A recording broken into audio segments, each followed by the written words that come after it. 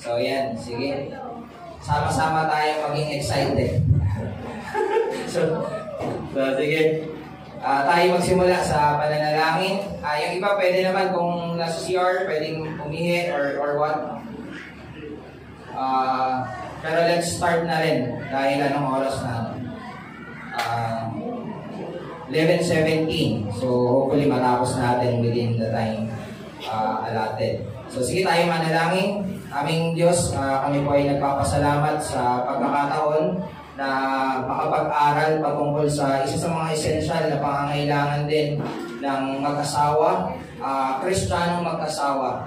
Dalangin namin, Panginoon, na tulungan niyo kami, nawa matuto kami sa pag-aaral at maging sa mga discussion later on. We ask that you help us to really get the most out of this study, and maybe not just learn but apply it on our lives. Also by also considering kung ano yung communication on God's perspective. So we ask that you help us and may you bless us as well sa pamamagitan ng inyong mga salita. Patnubayan niyo kami, tinalangin namin sa pangalan ng Panginoong Yesus. Amen. So sige, tayo magsimula sa pag-aaral. Actually kagabi, na pag-usapan namin nila sa bahay yung biruan lang naman, yung about kay Lapu-Lapu at kay Magellan. At nagkaroon ng biruan na si Lapu-Lapu daw at si Magellan ay mag-best friend. Kaso hindi nagkaintindihan, ayun, nagpatayan. Again, it might sound funny, pero ganito katotoo yung mga nakikita natin na mag-asawa na nag-aaway. No? They were best friends before, pero dahil hindi nagkaroon ng pagkakaintindihan, nag-aaway. Imagine whenever there are marital problems na kailangan i-consult, no? Ang ginagawa para mapag-ayos sila, kailangan mapag-usap, magkaroon sila ng proper na pag-uusap.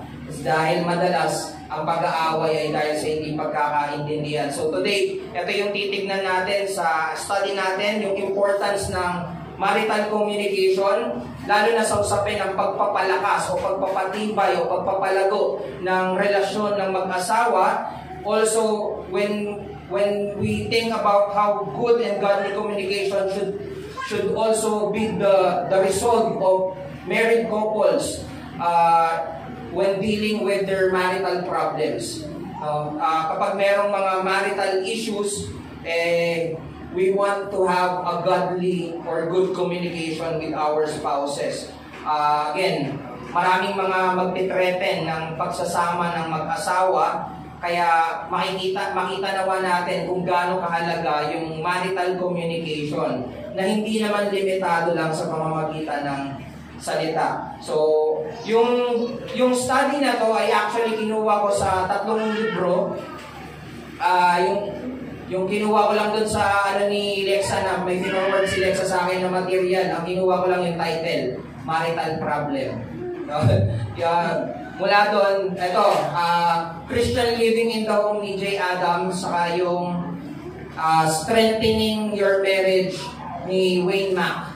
So, maganda to kasi may mga questions dito na parang i-rate nyo pa nga, sasagutan nyo, tapos may number, tapos i-grade nyo yung mga sarili nyo, kayong mag-asawa. So, ako ay recommend tong book ni Wayne Mack, hindi ko pa siya tapos, Strengthening Your Marriage. Pero yung pinaka-flow nung study natin, tinuha ko doon sa Exemplary Husband ni Stuart Stott. So, most of nang makikita nyo dyan ay instruction for the husband. Pero, pag tinignan natin siya on a general sense, it is also applicable sa wife. So, yun yung pag-aaral natin. Again, the quality and strength of a marriage depends on how well the couple can communicate effectively. If not, yung communication becomes poor and it becomes one of the biggest obstacle for a good marriage. Kapag hindi maayos yung pakikipag-ugnayan, pakikipag-usap, yung communication ay hindi lang kasi usapan Kung paano mo iparating yung gusto mong mensahe sa asawa mo, nakadepende doon yung magiging kalagayan ng pagsasama nyo. Again, Sa likod ng mga copy nyo, meron dyan mga sa umpisa, actually separate gusto ko lang mabasa nyo to. Negative effects of poor communication. Ano yung mga negatibong epekto kung hindi maayos yung ating pakikipag-communicate sa ating mga asawa. So, our supposedly good testimony can suddenly become bad testimony for Christ kapag meron tayong poor communication. May mga cases, for example, naalala ko yung kay Papa John noon, kay Mama Vicky, bigla naging Christian suddenly si Papa. Now, good testimony yun, naging Kristiyano si Papa, pero hindi niya na-communicate properly. Nasa Hong Kong si Papa nung naging na-convert siya to Christianity, tumawag lang siya kay Mama Vicky. Sabi niya kay Mama Vicky, basagin niyo lahat ng mga repulto dyan. Ganun ka-radikal. So, alam mo, may mga natututunan tayo na mga good teachings naman, pero kapag na-realize natin and we do not properly communicate it with our spouses, ang nangyayari, hindi siya nagiging good testimony. It doesn't bring honor to God. Though tama yung tinitindigan natin, pero dahil mali natin na communicate, nagiging mali yung dating. So, it doesn't bring honor. Ano pa yung iba dyan? Mabilis lang. The relationship will be superficial, mababaw, walang lalim yung nagiging relasyon kapag poor yung communication. Laging meron tension o merong madalas napipilitan ka na lang makipag-usap. Makikipag-usap na naman ako dyan, talo naman ako. So, hindi pa ako nagsasalita, hindi pa ako wala na, may nanalo na. Ganon. Ano pa?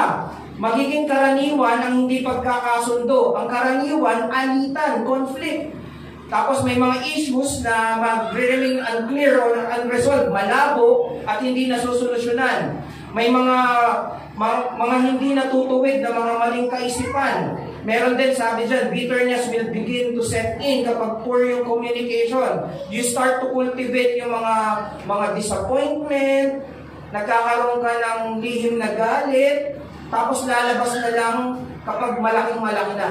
Naalagaan na galit, naalagaan na sama ng loob kasi hindi nga maayos yung communication ng mag-asawa. Yung wise decision making will be thwarted, mahahadlangan yung magaganda at matalinong pagpaplano o mga pagdidesisyon ninyong mag-asawa kapag hindi ma-establish properly yung good communication. Tapos meron pa, yung last, ito yung isa sa mga nakikita mong very dangerous. The temptation will be great to communicate with another person outside marriage. Kaya yung asawa mo na hindi mo nakakausap ng maayos, naghahanap siya ng ibang kausap. O kaya, may mga temptation na nakikipag-usap sa kanya, nag-hi lang, nag-good morning lang, nakita niya agad na iba yung pwede niyang kausapin, imbis na yung asawa niya, sa iba siya na nakikipag-usap. Bakit? Dahil hindi proper yung communication. Napakadelikado nito. Bantado sa relasyon ng mag-asawa. However, meron ding positive impact. And I want you to be encouraged na i-cultivate yung or i-work on yung good communication within our marriages. Una, God is honored by a good testimony. Parang ano lang naman to, parang baliktad nung kanina. God is honored by a good testimony for Christ. The relationship will be strengthened and be meaningful. Hindi lang siya mababaw. May companionship and oneness na nai-enjoy mo all the more kapag proper yung communication. Kaya nga, di ba, makikita natin, mas malapit at mas maayos yung usapan. Makikita mo na mas maayos yung pagsasama nila. Di ba, yung for example, wala lang si Deacon Louie, saka si Deacon Louie, saka si Sol. Deacon Nessa, no? In a sense ng being a Christian, Deacon Nessa. Kanina, iligtas tayo ng pangangaral kanina. Mag-best friend sila. Di ba? Tawag pa nga nila best. And we see na napaka-tight ng bond nila bilang mag-asawa. Harmony will be present. May mga disagreement pero na-handle quickly without conflict, or kung may conflict man, hindi ganun nagtatagal. May issues na nalilinaw at nare-resolva. May mga maling ideya na naitatama. May kapatawaran, may pagtitiwala. It can be exercised easier dahil merong proper and good communication. May mga good decision making na mas na-enhance pa. Mga plano na mas na-enhance pa. Hindi naisip ni asawang lalaki, may isip ni asawang babae. Maganda yan. Hindi parang minsan kasi parang hirap pa yung lalaki na tanggapin na maganda yung ideya ng asawa niyang babae. No. Hindi kayo magkaaway. Magkatuwang kayo bilang mag-asawa. And yung last siguro, hindi ko lang naisulat dyan, there is satisfaction within your marriage that prevents third party. Diba? Meron kayong satisfaction sa isa't isa. Na kapag may problem ka, o meron kang gustong sabihin, ang una mong naiisip na sabihan ka agad, asawa mo. Hindi yung parang, minsan excited ka umuwi kasi gusto mong kausapin yung asawa mo. Actually, minsan nga gusto mo lang yumakap sa asawa mo. And that's it, no? Kasi proper na yung naging communication. Alam mo, maintindihan ka agad ng asawa mo. So again, ang goal natin ay makita mula sa kasulatan that good communication from God's perspective, that we may learn how God communicate with us. It is by sending a message that is holy, purposeful, clear, and timely. Makita natin na ganun din ang maging goal natin when we communicate. Holy, purposeful, clear, and timely. Mamaya titignan natin yan. Again, good marital communication is to have biblical communication. Kaya nga mahalaga dito na hindi lang tayo kasal, kundi tayo ay kasal sa kapwa natin Kristiyano. Mahalaga yon. Mamaya makikita natin yung importance. So, kung i-illustrate ko siguro yung importance ng communication para itong sasakyan na nagdadala para ma-accomplish yung mga responsibilities natin and relational aspect of our marriage. For example, kung ang husband, ang role niya ay mag-lead properly, paano niya magagawa yan kung hindi siya makikipag-communicate? Paano niya ipaparating sa asawa niyang babae yung pagmamahal na responsibilidad niyang gawin? Yung pag-aalay niya ng sarili niya if he fails to communicate those. Ano pa? Ganun din sa asawa. Paano niya i-communicate yung submission or respect? May mga cases na pag tinanong ang asawang babae, nagsasubmit ka ba sa asawa mo? Oo naman. Pero siya lang ang nakakaalam nun. Yung asawa niyang lalaki hindi alam na nagsasubmit siya. Kasi kung yung hindi niya naparating nang maayos sa asawa niya na this is how I submit. This is my submission. Again, hindi yun subjective, ano? Ang gusto ko lang maging malinaw ay maiparating natin yung pagpapasakop natin sa mga asawa natin o yung pagmamahal natin sa asawa natin. Again, we cannot address yung mga marital or family issues natin without communication. Diba? Pag may problem nga, paano mo i-deal yun? Hindi kayo mag-uusap. Pero madalas, ganyan ang ginagawa ng mag-asawa. Kaya mo siyang makaramdam. Hindi siya magsasalita. Pero yun yung kino-communicate mo. Nakikipag-communicate ka sa asawa mo, hindi nga lang through words. Through actions. Bahala siya dyan. Dapat alam niya yan. Diba? So again, napakahalaga na hindi lang natin i-adapt yung mga napapanood natin sa telenovela. Si Marites nga saka si Rigor hindi nyo alam yun. Asawa ko hindi rin alam yun kasi hindi nanonood ng Batang Quiapo Pero sa totoo, yung mga pinapanood natin, yun madalas yung nagsishape ng thoughts natin.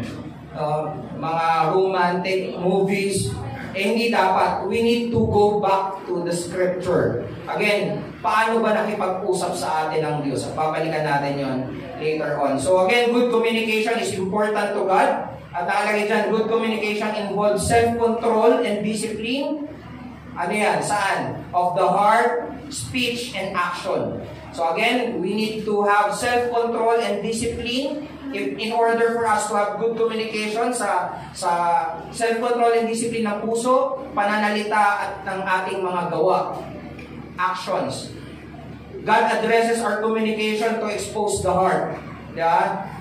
ina-address yung pananalita natin para ipakita kung ano yung nilalaman ng puso natin. Because our communication is ruled by what is in our heart. Ano yung nasa loob ng puso? Yung Matthew 12:34 dyan, sinabi, "You brood of vipers." So again, hindi ko nilagay yan para yan yung gamitin nyo sa mga asawa nyo. You brood of vipers. Hindi. Gusto ko lang tingnan nyo yung bandang dulo. "For the mouth speaks out that which fills the heart." Sinasabi ng bunganga kung ano yung nilalaman ng puso. So, pinakita doon, the most obvious and most crucial element of communication is our speech, yung pakikipag-usap. Sabi sa James 3:2, sabi doon, kung mayroon mang hindi nagkakamali sa pananalita niya, isa siyang taong ganap at may kakayahang pigilin ang kanyang sarili. Anong tinuturo sa atin ito? Na kung yung tao ay kayang kontrolin yung kanyang pananalita, siya ay makadiyos at kayang kontrolin yung kanyang mga passions, no? Yung mga hindi siya nagre-react lang or hindi siya reactive na magsasalita lang based on kapag may nangyari lang, no? Yung parang dahil nagalit, asawa pagagalitan dahil lang, pero hindi niya sinanay yung asawa niya. Dapat mayroon ng pagtuturo sa asawa before pa yung mga pangyayari. Kaso madalas wala yan sa mag-asawa, yung parang pagtuturo, no? Not being careful about our communication, however, can do a great deal of damage and dishonor God. Pwede nitong hindi bigyang parangal ng Diyos kapag hindi tayo naging maingat sa ating ugnayan o pakikipag-usap. Sabi sa James 3:5-6, ganun din naman ang dila natin. Kahit na maliit na bahagi ng katawan, nakakagawa ng malaking kayabangan. Isipin nyo kung gaano kalawak na gubat ang masusunog na galing sa maliit na apoy. Verse 6, ang dila daw ay tulad ng apoy, napakaraming kasamaan ang nagmumula sa ating dila at ito yung nagpaparumi sa buong pagkatao natin, katulad ito ng apoy na nanggagaling sa impyerno at sumisira sa buong buhay natin. So you see, the damage of the tongue kinumpare sa sabi ng galing sa impyerno, ganun siya ka-damaging. No?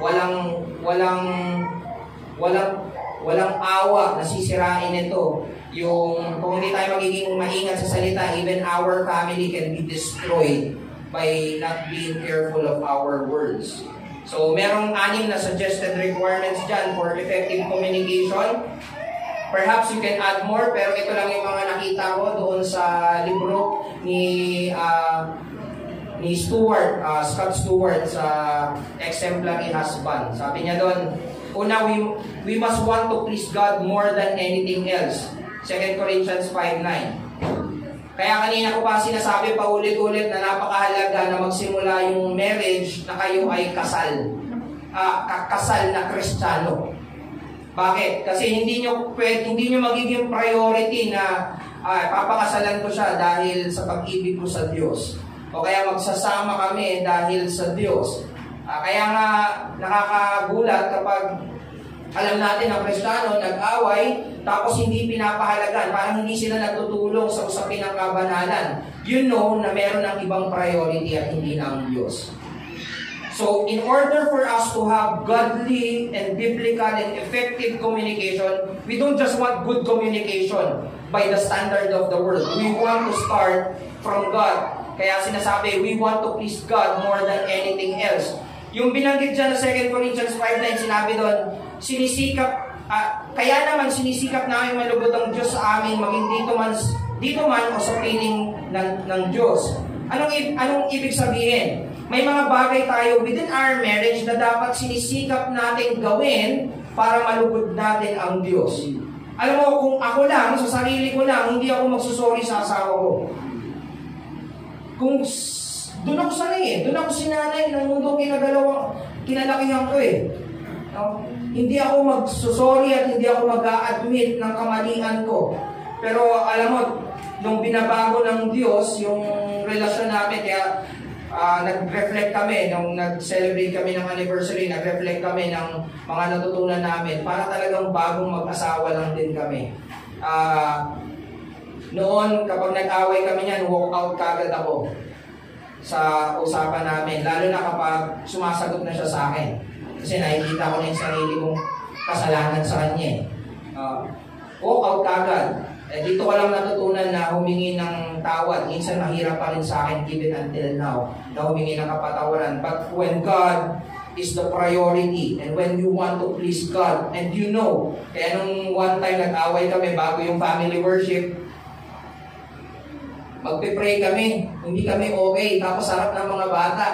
Alam mo, ginamit ng Diyos yung pamilyang pagsamba para sa panalangin, magpakumbaba kami humingi ng tawad sa Diyos.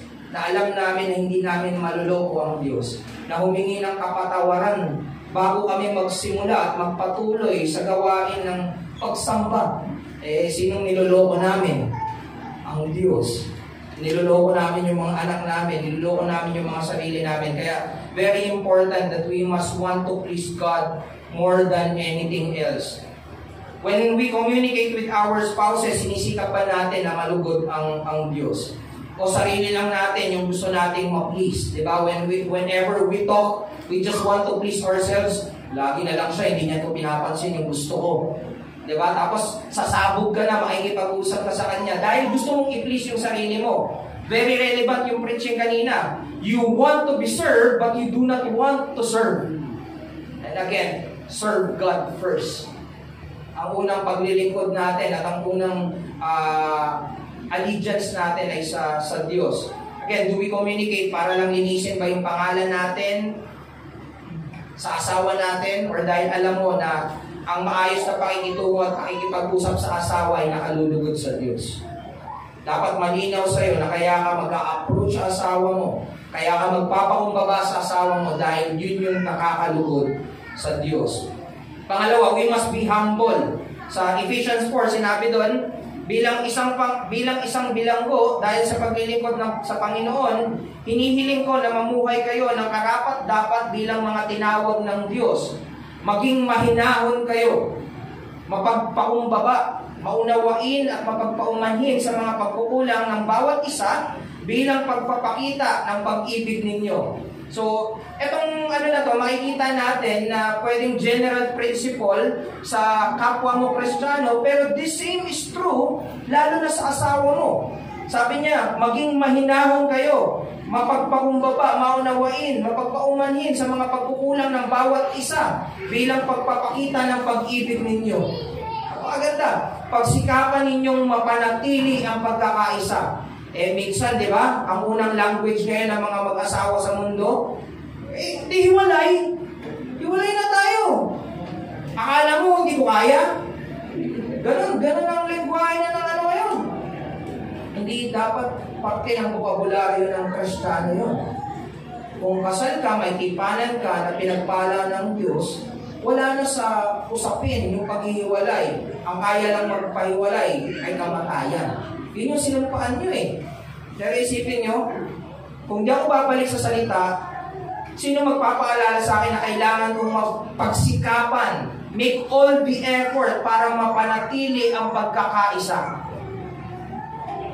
Di ba? Bilang mag-asawang obligasyon mo araw-araw na pagbangon mo, tungkulin ko na panatilihin ang pagkakaisa naming mag-asawa. Hindi paghihiwalay ka agad. Wala na nga dapat sa bokabularyo natin yan. It takes a great deal of humility to react properly and not with pride when we are misunderstood. Pag hindi ka naunawaan,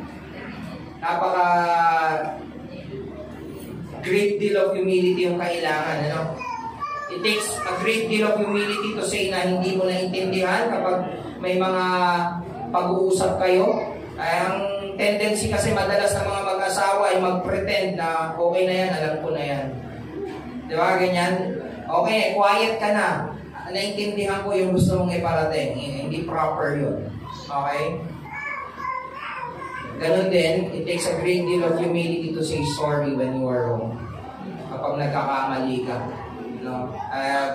Bilang asawang lalaki, tagapang muna tayo sa pagsisisi. Paano natin sila pangunahan at tuturuan na mahalaga ang pagsisisi kung tayo mismo ay hindi marunong mag-admit na mali tayo. Diba? So, pangatlo, we must recognize that we are accountable to God for everything we communicate. Mananagot tayo sa Diyos kahit na hindi tayo nakikita ng kapwa natin Kristiyano at nasa loob na tayo ng bahay natin at iniisip natin tayo yung nasusunod. Tayo yung master ng ating tahanan. Again, whatever we communicate, even outside the church, or kahit nasa tahanan ka na, ay pananagutan mo sa Diyos. Matthew 12:36, tinitiyak ko sa inyo na sa araw ng paghuhukom, mananagot ang bawat isa sa mga walang kwentang salitang binitawan niya. Every word we speak is heard by God, as well as grumbling shown in our action, ay mga pagdadabog. Alam ng Diyos yan. Again, we will still be responsible for what we communicate. Pang-apat, we must know how to listen. Yung good communication is dependent on good listening. If you want to have proper communication, we need to also aim proper listening. James 1:19, everyone must be quick to hear, slow to speak, and slow to become angry. Yung unang part doon na quick to hear, slow to speak, anong ibig lang sabihin nun? We need to listen more than we speak. Struggle sa aming mag-asawa yan kasi parehas kami mahaba magsalita ni Josh eh. Ang tagal. Then sasabihin ko sa kanya, Josh, ang haba sasabihin ni Josh. Pero ako, hindi ako nakikinig kasi. Kaya minsan paulit-ulit. So ang problem, hindi pala sa asawa ko, sa akin pala. So, vice versa, madalas ganun yung cases, no? Napapahaba or hindi nagiging proper yung communication because we do not listen well sa mga asawa natin. So, again, we need to listen more than we speak. Unfortunately, many of us do the opposite. Lalo na kapag may arguments or pag-aaway or may mga disagreement. So, pag nag-aaway, ang gagawin ng asawang lalaki, mas lalakasan niya yung boses niya. Lalo na pag mali siya. Kapag dumating siya ng late ng gabi, no, galit si asawang babae. Gagawin ni asawang lalaki, mas galit siya. No? Di inuunawa, on our own, we are persuaded. The reason bakit hindi natin inuunawa madalas yung asawa natin, kasi kumbinsido tayo na tayo yung tama at mali yung asawa natin. Kaya nga kapag may arguments, palakasan na lang ng boses. Bakit ko siya pakikinggan? Mali siya. Naintindihan niyo ako? Madalas, hindi tayo nakikinig dahil ang taas ng tingin natin sa mga sarili natin. Na parang naiintindihan na natin yung sitwasyon at walang parte o walang halaga yung sinasabi ng asawa natin, ba't pa ako makikinig sa kanya? Nakita niyo yung implication kapag hindi natin pinapakinggan yung sinasabi ng asawa natin? Napakaraming bagay natin pinaparating sa kanya. Wala kang halaga. Kaya nga may mga times na gano'n eh. Pag may nag-aaway na mag-asawa, matalino ka kasi, bobo ako. Ganun na yung naging tingin niya dahil lang hindi ka nakikinig sa asawa mo. Dahil hindi mo siya binibigyan ng pagkakataon na magpaliwanag na para bang hindi mahalaga yung sasabihin niya, na para bang walang ambag sa kaayusan yung sasabihin niya. No. Bilang Kristiyano, matuto tayong makinig. Meron parang sinasabi pa nga sa Proverbs, di ba? Kapag sumagot ka nang hindi mo pinapakinggan, kahangalan yun. Sasagot ka agad, hindi mo pa nga naiintindihan kung ano yung sinasabi. Again, listen more in order for us to have good communication. Hindi ako nadadala lang ako kasi marami kaming natutunan na gano'n sa amin. I hope na gano'n din sa inyo sa pagsasama nyo. Truly that hindi yan isang araw lang na okay, tinuro, matuto tayong makinig. Hindi naman isang araw ma-apply na kagad natin yan. Ito yung dapat natin i-pursue sa married life natin. So, may nilagay din ako dito sa likod, yung listening well, yung listahan dyan. Paano ba tayo dapat nakikinig? So, concentrate on and carefully consider what the other person is saying. Basahin mo na lang. To not interrupt when someone is talking. Eh, di ba ganyan tayo? Hindi pa tapos magpaliwanag, ini-interrupt na agad natin. May mga exceptions, pero dapat hindi natin ini-stop yung isang tao kapag nagsasalita siya or hindi pa siya tapos magsalita. Pero na lang kapag hindi na siya kontrolado. Kaya sobrang parang bukas pa matatapos to. Pwede mo siguro i-cut na mate. Cut to the chase. Ano? Not formulating what you are going to say while the other person is talking. Not formulating what you are going to say while the other person is talking. Madalas, no, hindi natin talaga ito ginagawa. Or madalas, kapag hindi pa pinapatapos yung nagsasalita, meron na tayong rebut. Ano tayo parang defensive. Parang isang sa kagaling. Ang dami na kagad sasabihin. Hindi pa tapos magsalita, tinatanong lang kung kamusta sa trabaho. Naghihinala ka ba sa akin? Again, we need to not to be defensive kapag may tinatanong or may kino-communicate sa atin. Not talking too much but allowing breaks in the conversation so that another person can have time to process information, formulate what they want to say, and then say it to you. Parte pala ito ng good listening. Ano? When you are in an important conversation, part ng good listening is you ask for clarification. Pwede mong sabihin, could you say that again? Could you explain a little more? Tama ba yung pagkakaintindi ko? Ganito yung gusto mong sabihin. Pwede ganon. Pwede mong ulitin yung sinabi niya or i-paraphrase mo yung sinabi niya para malaman mo kung naintindihan mo talaga. So, yung last na nakalagay dyan, not talking when someone else is speaking. This bad manner is a serious offense. Talking when someone else is speaking. Ang hirap nito. Minsan pag may ina-address kayo na issue, tapos hindi nag-respond, hindi nagsasalita, tinatanong mo na siya, yun pala, hindi pala nakikinig. Kaya hindi na siya nagre-respond kahit nung tinatanong na siya. So, again, kapag nakipag-usap tayo, make sure na we are ready to also listen kapag nakikipag-communicate tayo sa mga spouses natin.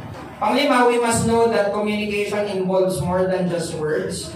Communication involves word, tone of voice, body language, and deeds. Ito na, ito yung maraming issue, no?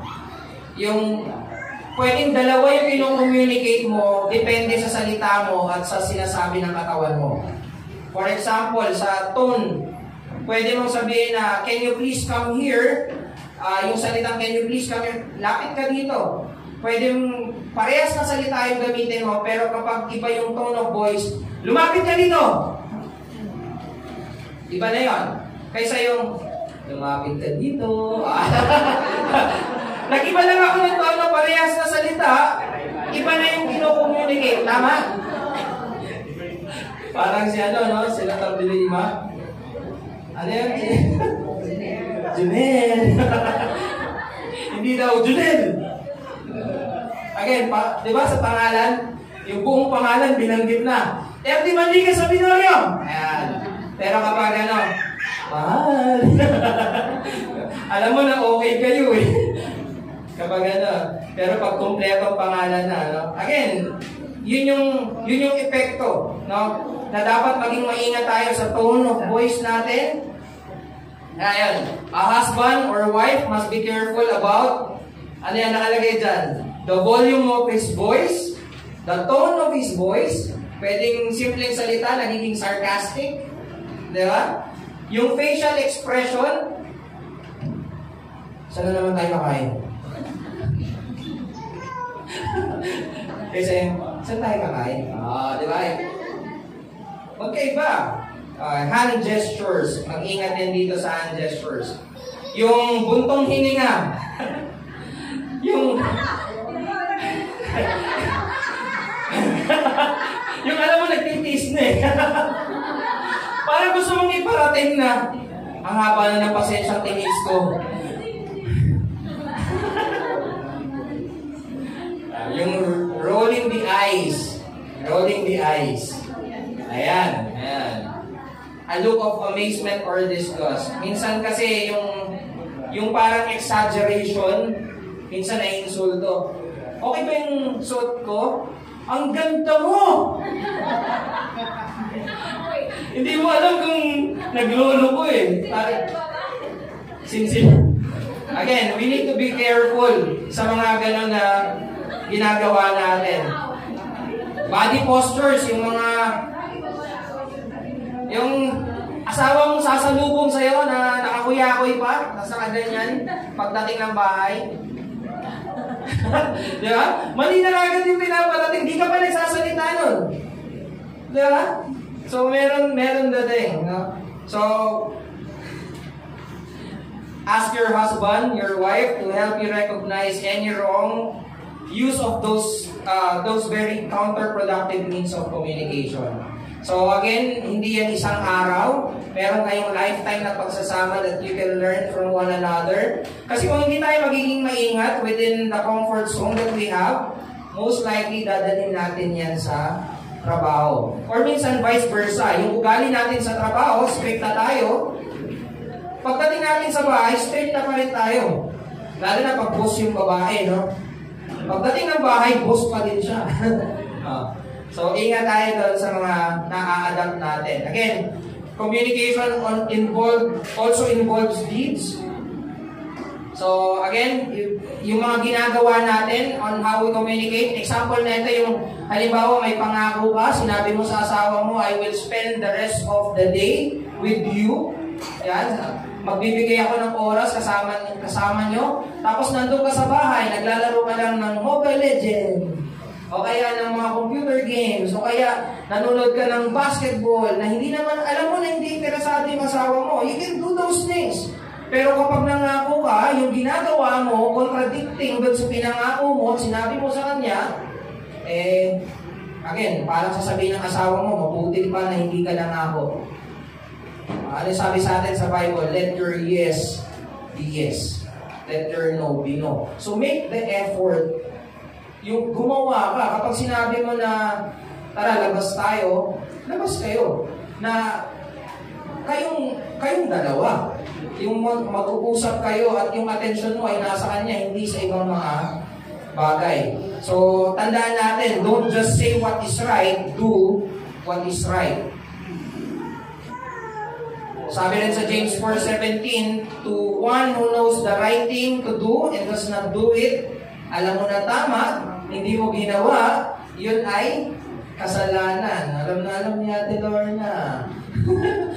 Pang-anim, we must be willing to put forth the effort and spend the time that it takes to communicate. Alam ko na mahirap sa atin, lalo na sa mga nagtatrabaho, kapag pagod na pagod ka sa trabaho, lalo na kung yung trabaho mo ay people-oriented. Kung mga nakaraan lagi ko naririnig to sa anak ko, no? Inuutosan ko siya na ikaw nang umorder. Sabi niya, empty na daw yung social battery niya. No? Again, may mga ganyan kasi tayo na parang ayaw natin makipag-usap. Pero siguro I want to address dito yung mga asawang lalaki. I know na pagod, minsan kada diskarte, parang todo kayod tayo, nahihirapan tayo. Pero we need to make an effort. We need to have an effort na makipag-usap pa din, kamustahin yung pamilya natin, kamustahin lalo na yung asawa natin. Pwede rin maging imbalance kasi na yung anak lang yung kinakausap pero yung asawa hindi. Kaya yung asawa naghanap ng ibang kausap. No? Again, it is good na yung asawa ko may nakakausap ng mga brethren na babae. Okay yun.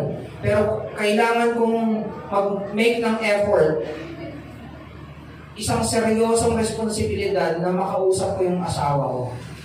Kailangan na seryosohin ko yun. Iba yung biruan, pero yung seryosong usapan, kailangan kong gawin. No matter what. May sakit ako, pagod ako, kailangan meron akong oras sa asawa ko. And that's how we should define responsibility. We are responsible hindi lang para maglatag ng pagkain sa table, but also to know the condition of the family members, especially your closest neighbor, your wife, or your husband. So, sabi sa Romans 12, magmahalan kayo at maging magalang sa isa't isa. Totoo pa ba yan sa pagsasama natin? Huwag kayong maging tamad, kundi magpakasipag at buong pusong maglingkod sa Panginoon. Ito yung sinasabi niya dito Malalaman mo lang yung effort ng asawa mo kapag nag-go beyond siya dun sa pinagdadaanan niya. Halimbawa, pagod ako. Malalaman ko lang, mapaparamdam ko rin sa asawa ko na pinapahalagahan ko siya at special siya sa akin because I don't make those excuses. I will make time.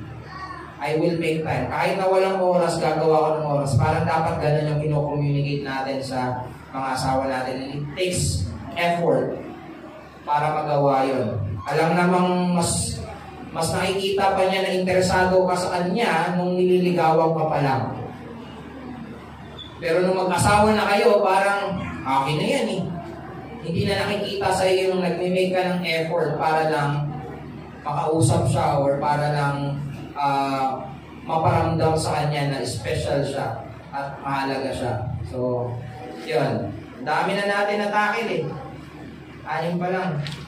So, mabilis na lang dun sa biblical principles from the qualities of Christ communication. So, inatap natin to on Christ communication. It should be holy, purposeful, clear, and timely. Madali namang maintindihan din. Anong ibig sabihin na yung communication ay dapat holy? So, pumapatungkol to dun sa kung ano at kung paano. So, pag sinabi natin, communicate holy things, communicate what is true and what is righteous. So, una, what you say must always be true because Christ is the truth.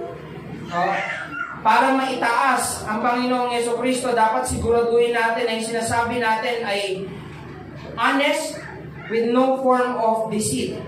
Walang panloloko dun sa sinasabi natin. Yung outright lie is lantarang pagsisinungaling. Meron naman yung iba exaggeration, no? Paano yan? Sa mga cases, yung paawa effect.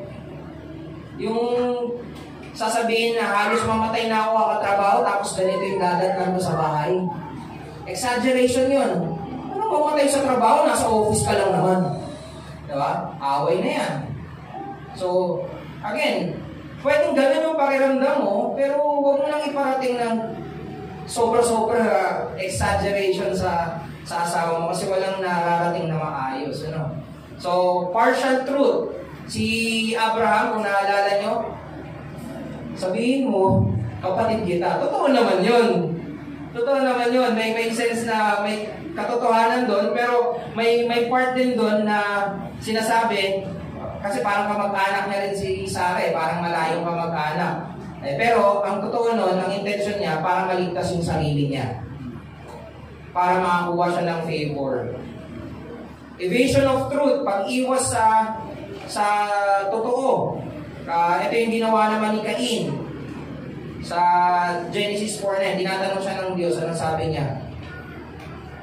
Am I my brother's keeper? Tinatanong, nasa yung kapatid mo? Dinivert niya. Iniba niya. So, bakit? Tagapangalaga ba ako ng kapatid ko? So, sa pag-uusap natin sa asawa natin, dapat hindi tayo nagda-divert ng usapan. Ano? Kailangan maging harapin natin yung mga kung ano yung dapat totoo. Dahil ayaw ng Diyos ng sinungaling. Paano dapat natin sabihin yung mga gusto nating iparating? We must say it. It must be in a righteous way. Christ was always in control and holy in how He communicated. And so we must control how we communicate no matter what the other person does. Minsan kasi, yung pananalita natin or pakikipag-ugnayan o yung paraan natin ng pagpaparating ng mensahe ay nakadepende sa kung ano yung asta ng asawa natin. Sinimulan niya Di ba, pag nag-away, paano ba naman? Paano hindi ako magagalit? Pagdating ko pa lang ng bahay, nakasimangot na yung mukha. Kailangan pa rin, we must establish na kapag nakipag-communicate tayo, hindi nakabase sa kung ano yung pagtrato lang din sa atin. We must establish yung righteous way ng pakikipag-communicate. So our speech must be without bitterness, walang galit, no? Walang harsh contention, walang slander or malice. Yung marami tayo dyan, yung nasa likod din. Yung our speech must be without, yan yung listahan. So dapat ang pananalita natin ay makikitaan ng graciousness, always sympathetic and has no sign of revenge and grudge. Malinaw naman yun, ano? Siguro makaka-relate yung marami talaga dito. Na minsan magsasalita pa lang, parang alam mo na meron siyang pinag-uutang sama ng loob at galit sa'yo. Tinanong mo lang naman, anong gusto mong ulam? Ikaw bahala! Ayun pala dati, tinanong mo siya, tapos hindi mo siya tinatanong. Or hindi mo kinukonsider kung ano gusto niya. Kaya nung tinanong mo na siya, nagtanim na ng sama ng loob, ang sagot na sa'yo, ikaw bahala. Pero galit na pala. Meron akong nakita pa nga sa Facebook nun kapag ang okay daw ng babae, marami daw ibig sabihin yun. Yung okay, ibig sabihin nun, may nagawa kang mali. Siyasatin mo na yung sarili mo. Pag tinanong mo siya, ang response lang sa'yo, gano'n. Marami na daw ibig sabihin yan. Again, we need to be intentional. We need to be righteous in how we communicate. And what we should communicate is the truth. Pangalawa, the reason you communicate, anong dahilan? Bakit ka nakikipag-communicate? Sabi dito, bilang mga Kristiyano, sa loob ng marriage, our motivation must not be selfish. We must not be selfish, makasarili, kagaya din sa pangangalan kanina, no? But for God's glory and for others' good. So, dapat hindi manipulative, kundi para sa ikabubuti at pagpapanatili sa asawa natin. So, until we are confident that our purpose in speaking is for God's glory and for the others' good, we would do better to remain quiet while praying for the right motive. Huwag ka lang manahimik, manalangin ka. Hingin mo yung kalooban ng Diyos, paano mo i-communicate sa asawa mo, na ihingi mo sa Diyos na magkaroon ka ng tamang puso, tamang motibo, para kapag kinummunicate, malinis din yung konsensya mo na, alam mo, gusto ko lang talaga ganito. Kahit mag-negative reaction yung asawa mo, you can call her, you can call him, na sabihin na, this is my intention. Bakit kita kinausap? Kasi malinaw sa'yo yung purpose ng pakikipag-communicate. So, meron din sa likod, if our motives are right, kung tama daw yung motibo natin, we will act or not react according to feeling or pride. Ang aatakihin din natin ay problema at hindi yung tao. Ano pa? Say only what will accomplish good. Sasabihin mo lang kung ano yung merong ma-accomplish na mabuti.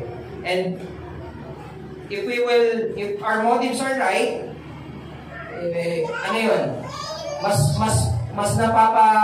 parang solution oriented o merong target kapag motibo mo ay tama. So, pangatlo, dapat malinaw yung paraan ng pakikipag-usap natin. Our communication must be straightforward and appropriate. We need to be straightforward but loving. Diretso, pero dapat nandun pa rin yung pagmamahal sa pakikipag-usap natin. As brief and appropriate as possible. We need to learn how to get to the heart of the matter wisely and fittingly.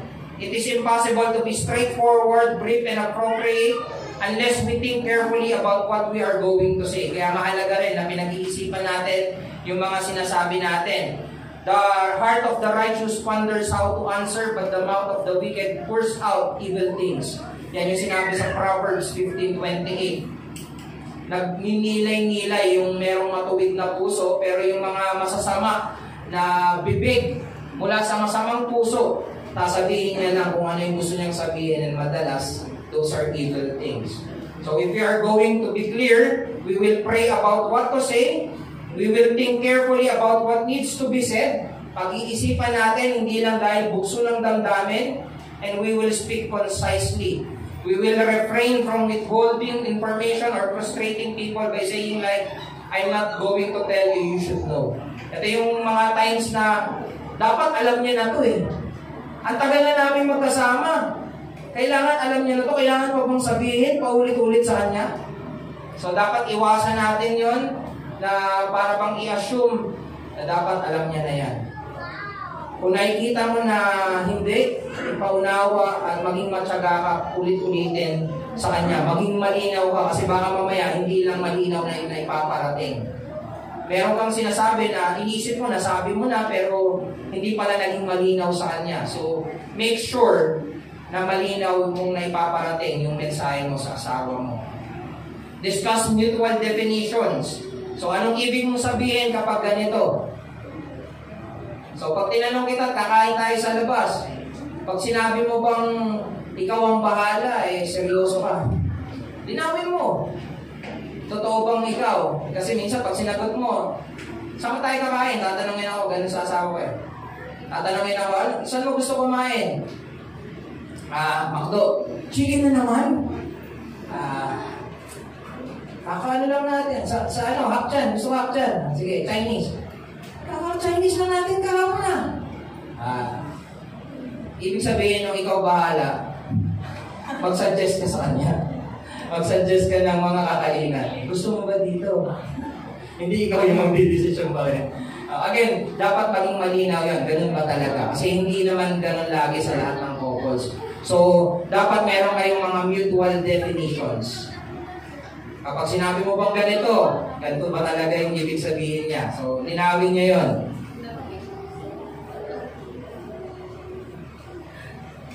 Ano pa? Use no manipulative tactics. Say what you mean, don't mean, or say something to make others feel guilty so they will do what you want. Huwag daw maging manipulative kasi maraming ganyan sa pag-aasawa. May mga ginagawa tayo just to manipulate. Pang-apat, timely. When you communicate, the time needs to be right. Dapat proper timing din. Yan yung sinabi sa Proverbs 25:11. Like apples of gold in setting of silvers is a word spoken at the proper time. Ganun niya din i-describe na kapag properly mo in-execute yung pakikipag-communicate, they will value it like apple of gold in a plate of silver. No? Parang ganun daw. Pang ano yan?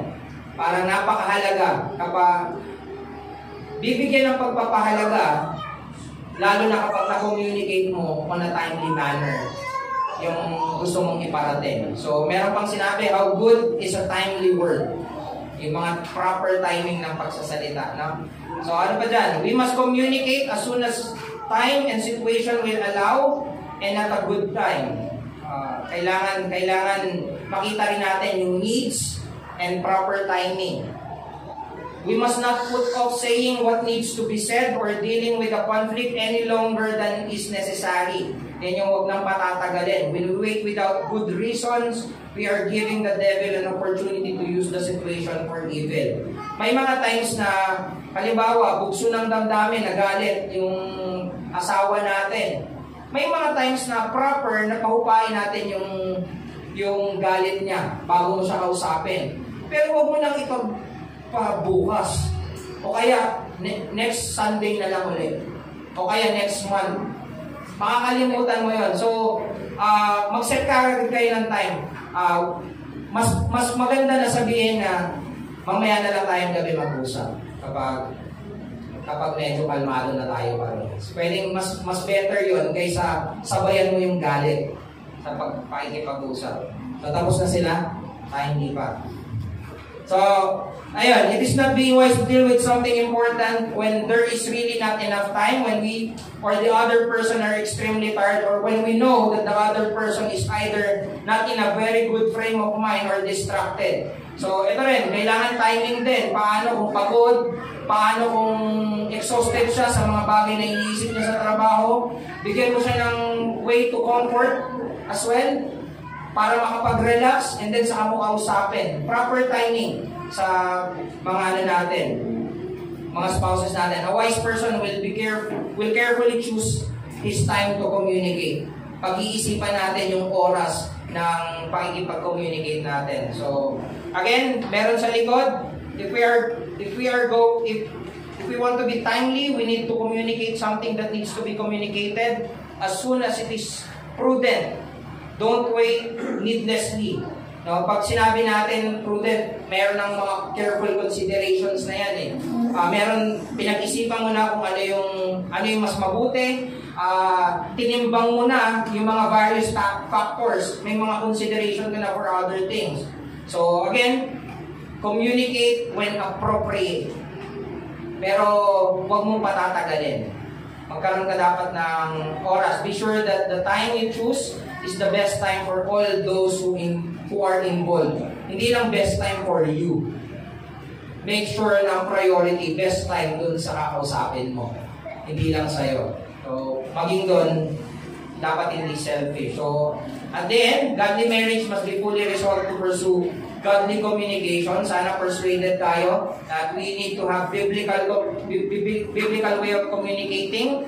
It is not easy to create new habit. Alam ko na hindi yan biglaan, pero sa tulong ng Diyos, pwede nating improve yung ating relasyon and improving our communication with our spouses. So unless you truly desire to honor God in this aspect of your marriage, the relationship will never be what it could be.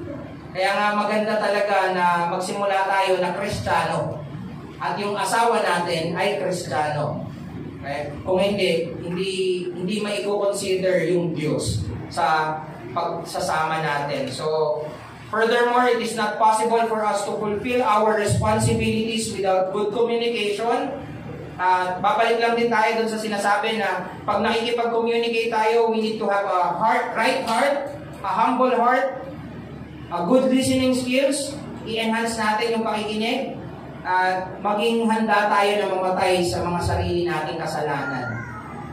We must work to make our communication holy, clear, purposeful, and timely. Siguro yung mga biblical na perspective na yun ay malaking tulong at malaki ang mababago sa relasyon natin sa pag-aasawa. So, sige, question and answer siguro. Ano bang, natin?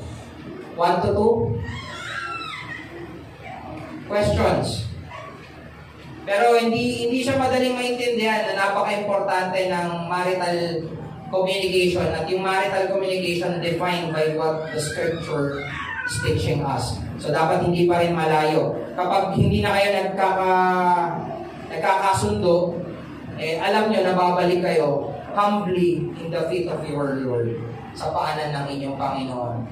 At yun yung reason na siguro may mga nagtatagal na relasyon sa mundo na hindi Kristiyano, pero hindi yung goal natin. Hindi lang magtagal, kundi maging tapat sa pinagkatiwala sa atin na kasal. So, question? Wala? Gutom na kayo? So, ayun. Ikaw, may tanong nga? Okay, hindi lang. Si Lucas. Okay na si Lucas. Sige. Situational na lang pa. So, paano dun sa case na yung wife or yung husband hindi willing maging honest or open sa communication? Based dun sa natin. Ayun, sabi take time to pray. Pero may mga attempts pa rin tayo na sasabihin sa kanya. Kaya nga, nung sinasabi natin yung communication, actually, ina-assume na rin natin na meron time to pray together. Isa sa mga realization namin ng anniversary namin is when we pray na ito yung time na honest kami at hindi namin kailangan magpanggap sa Diyos. Kapag pinapanalangin ko yung asawa ko, ito yung mga time na hindi ko kailangan ng mga palakok na salita para hindi siya. Dahil alam niya na ginagawa ko yun sa harapan ng Diyos. And malaking bagay talaga na nakakapanalangin kayong mag-asawa regularly. Dahil doon, pwede natin sabihin yung mga sarili nating kasalanan and hoping na makita rin ng bawat isa yung kasalanan. Pero dapat hindi yan lumabas doon sa parang hindi na ako interesado pakinggan ka kasi hindi ka naman honest eh. Yung mga small gestures natin na yun na yun na i-communicate natin. So maging maingat lang doon. And if you are really bothered about it, talk. Find the time na mako-communicate sa kanya yon, and then pag-pray mo. Kasi alam ko hindi yan isang beses eh. Na parang kapag napag-pray ko pa, magiging honest na siya. Pwedeng hindi. Pero alam mo na hindi ka papabayaan ng Diyos na magpatuloy kayo doon sa mali. At least, hindi papabayaan din ng Diyos yun lang yung isa eh. Hindi siya parang magical na pag ginawa mo ay yun talaga yung mangyayari. Pero alam mo na yun yung tamang gawin. Patuloy na ipanalangin at hingin yung pagiging totoo.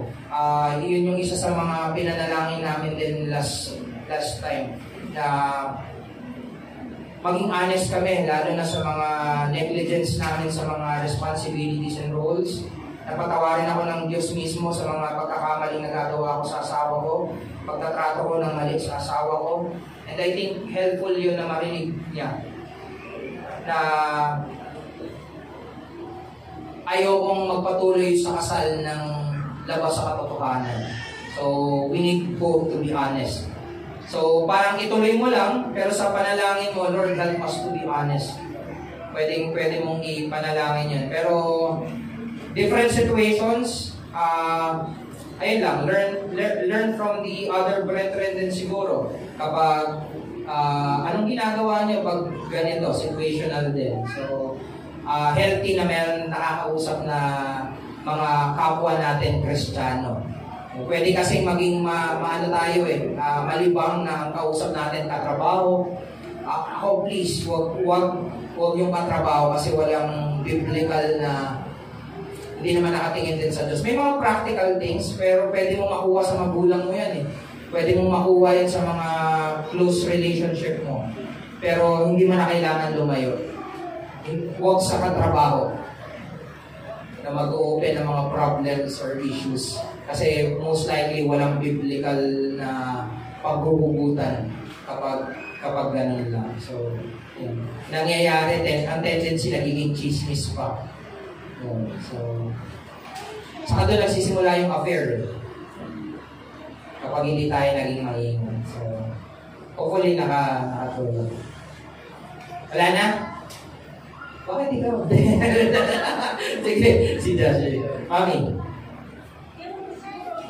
Sorry.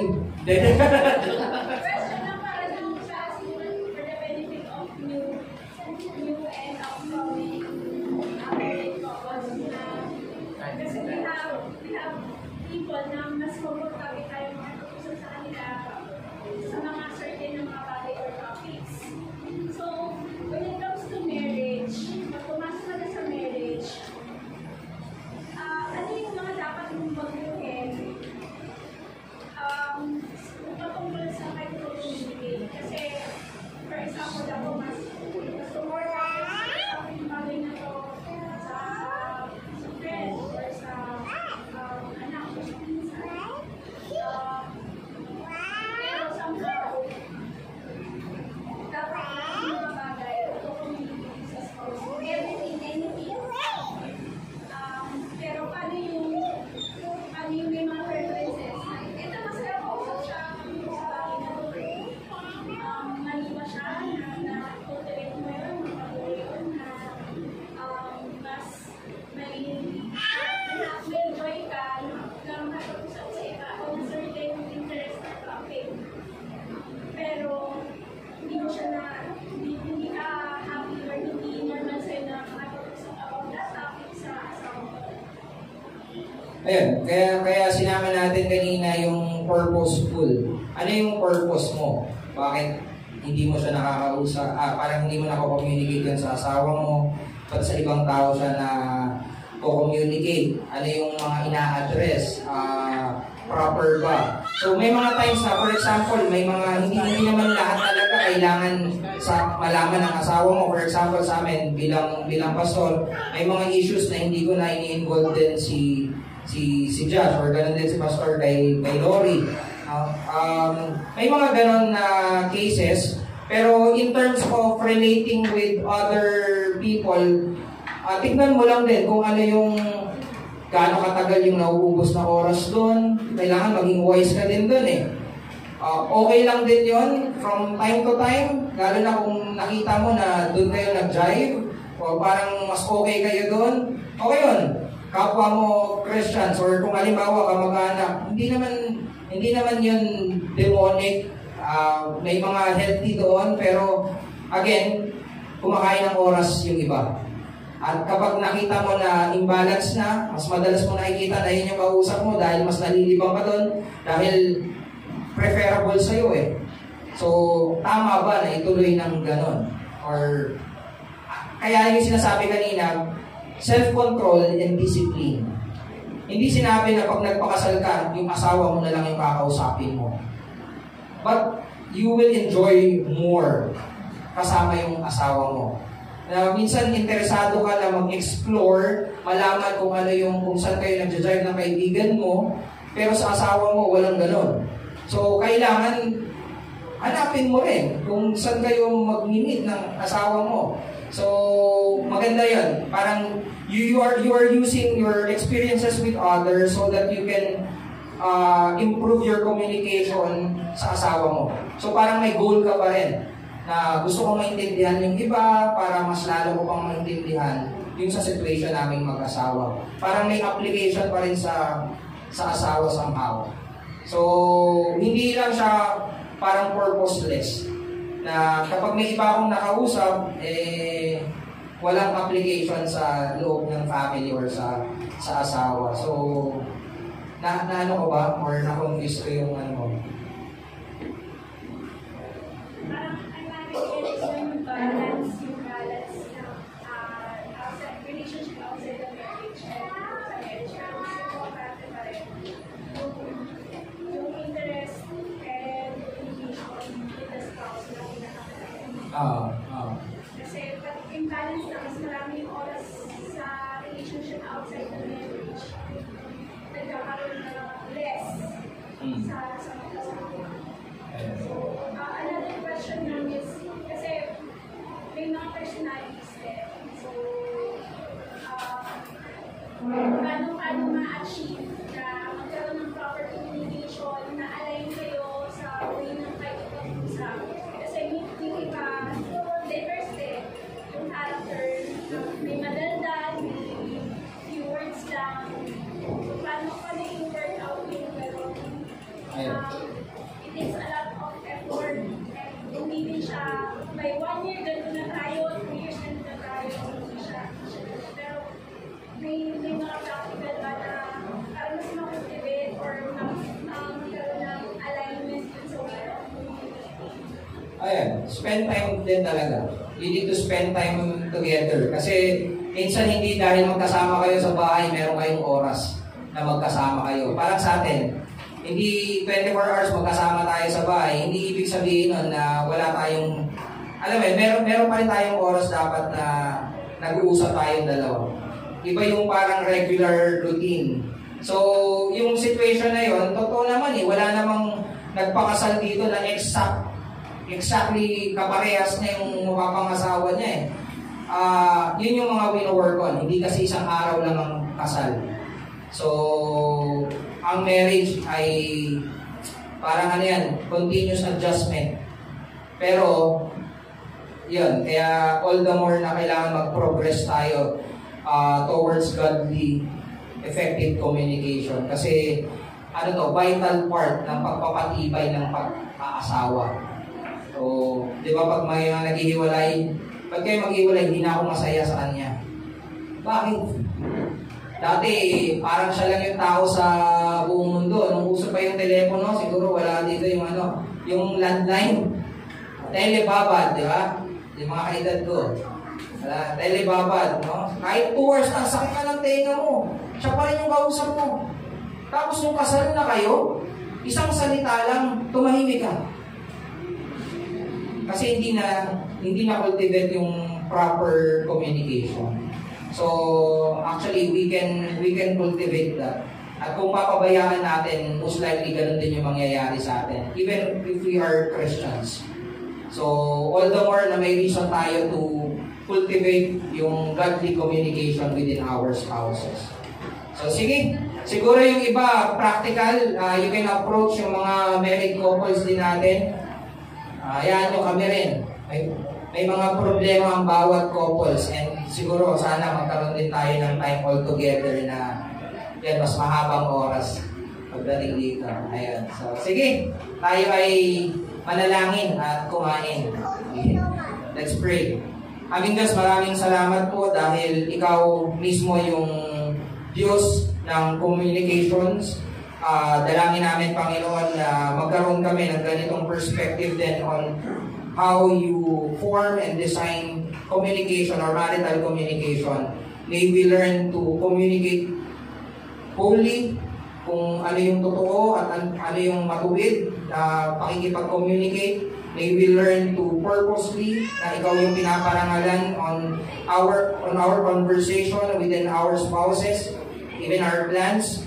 Maging malinaw kami sa pakikipag-ugnayan at matuto kami to read between the lines. Lalo na yung timing of how we would communicate things. Pagpalain nyo kami. Alam namin na as we communicate with other couples as well, we will learn all together. Kaya dalangin namin sa lahat ng ito ay may task ka at maluwalhati ka dahil ang layunin ng bawat kasal ay ikaw ang may taas. At salamat po sa banal na kasal, sa iglesia, at sa mga pangangaral sa loob ng iglesia. Purihin ka. Tingnan namin